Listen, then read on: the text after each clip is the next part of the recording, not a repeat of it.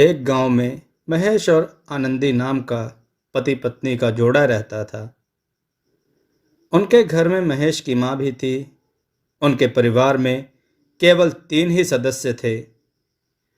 शुरुआती 1 साल में सब कुछ ठीक था, लेकिन धीरे धीरे सब कुछ बिगड़ने लगा। महेश और महेश की माँ आनंदी को हर बात के लिए डांटने लगे, क्योंकि आनंदी अब मोटी होने लगी थी। उसका रूप रंग भद्दा होने लगा था। छोटे छोटे कामों के बीच महेश की माँ आनंदी को खूब डांटने लगी, जिससे सुनकर आनंदी अकेले में रोती रहती। एक दिन महेश अपने काम पर जाने वाला था। उसने आनंदी को आवाज़ लगाई, आनंदी, खाना लगाओ मेरे लिए, भूख लगी है। महेश और महेश की माँ दोनों टेबल पर बैठ जाते हैं और खाने का इंतज़ार करने लगते हैं। आनंदी को खाना ले जाने में थोड़ी देर हो जाती है, तो महेश और महेश की माँ दोनों कहते हैं, खाना लाने में इतना समय, वहाँ से यहाँ तक आने में तुमने सारी पूड़ियों को ठंडा कर दिया। अब इन्हें कैसे खाऊं?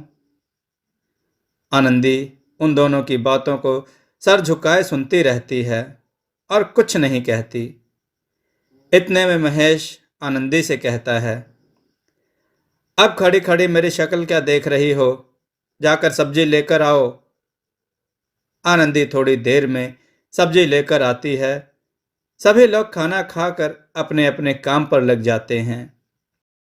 महेश की माँ सोफे पर बैठी हुई होती है। तभी पड़ोस की एक बूढ़ी औरत उनके घर आती है। वह कहती है, लक्ष्मी, तेरा बेटा तो एकदम हीरो है, लेकिन तेरी बहू एकदम मोटी और बदसूरत। इस पर महेश की माँ जवाब देते हुए कहती है, हाँ, सही कहा तुमने, लेकिन अब कर भी क्या सकते हैं। उन दोनों की सारी बातें आनंदी छुपकर सुन रही थी। वे दोनों आपस में बातें करते हैं कि ऐसे बहू को तो समाज में भी नहीं ले जा सकते, लोग हंसेंगे इसे देखकर।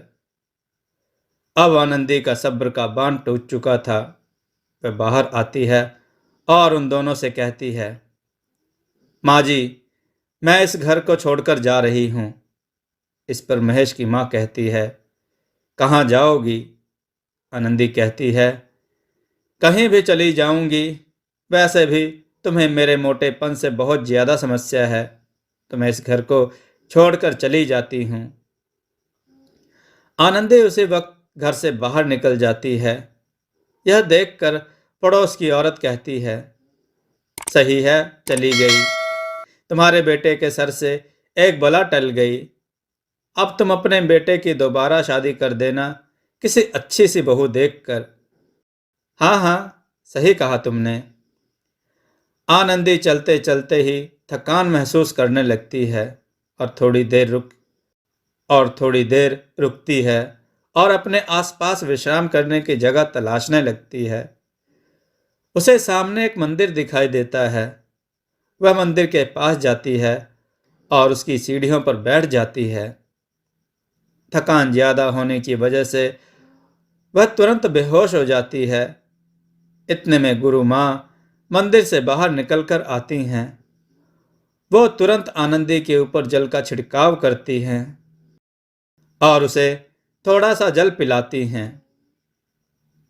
थोड़ी ही देर में आनंदी होश में आ जाती है और दुखी होने लगती है। गुरु माँ उसे दुखी होने का कारण पूछने लगती हैं। तो वह कहती है कि मेरी सास और मेरे पति मेरे मोटेपन से परेशान हैं। हर रोज वह मुझे उल्टा सीधा कहते हैं और मैं केवल उनकी बातें सुनती रहती हूँ। मुझे बहुत बुरा लगता है। अब मैं घर छोड़कर आ गई हूँ। कहाँ जाऊंगी, क्या करूंगी, कुछ नहीं पता। गुरु माँ, अगर आप बुरा ना माने तो मैं आपके साथ ही रह लूंगी इसी मंदिर में।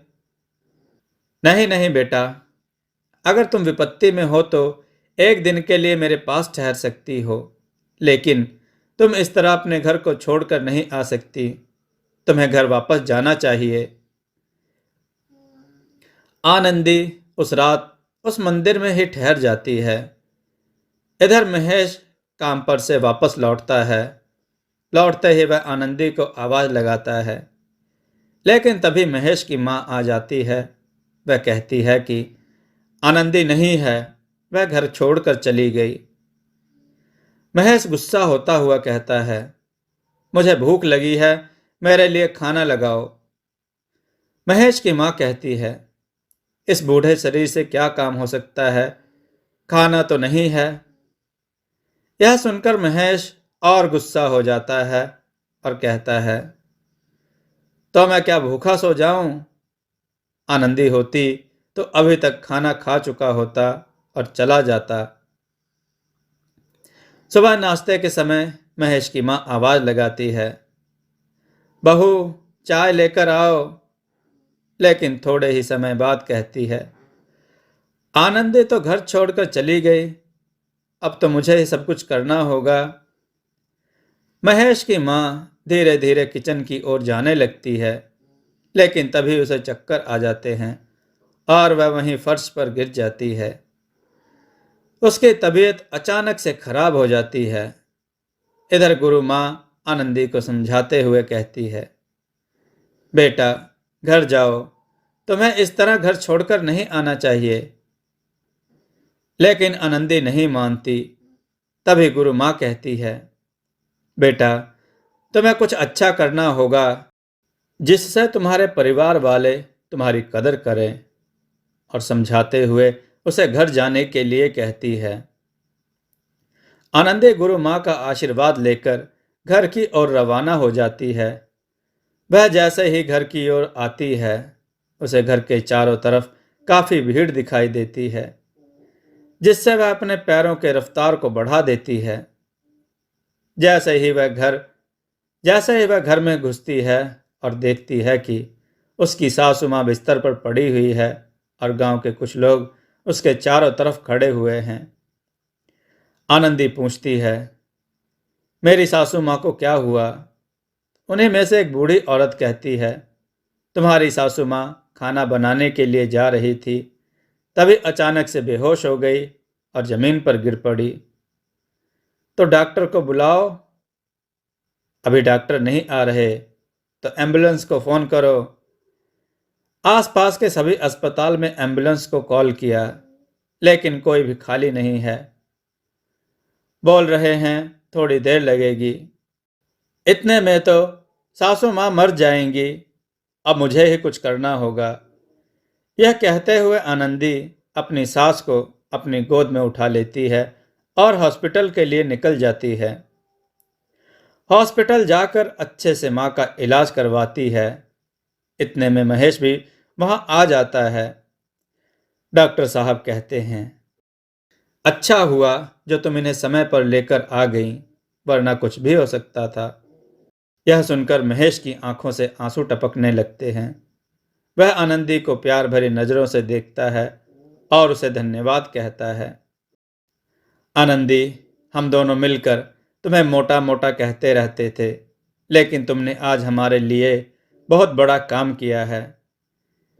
इतने में महेश की माँ भी होश में आ जाती है और कहती है, बहू इधर आओ। आनंदी उनके पास जाती है। महेश की माँ कहती है, बेटा मैंने ना जाने तुमसे कितना उल्टा सीधा कहा, लेकिन कभी भी तुमने उसका जवाब नहीं दिया, और आज तो तुमने अपनी जान पर खेलकर मेरी जान बचाई है। मैं तुम्हारा शुक्रिया अदा कैसे करूं? आज से तुम मेरी बहू नहीं और मैं तुम्हारी सास नहीं, बल्कि हम दोनों माँ बेटी हैं। और महेश और आनंदी दोनों उसके गले लग जाते हैं और हंसने लगते हैं। दोस्तों, आपको यह कथा कैसी लगी? अपने विचार और सुझाव कमेंट में जरूर दें। हमारी कथाओं को लाइक करें, हमारे चैनल को सब्सक्राइब करना न भूलें। हमारी कथाओं को शेयर जरूर करें, जिससे लोगों को अच्छा ज्ञान प्राप्त हो। जय श्री राम भक्तों।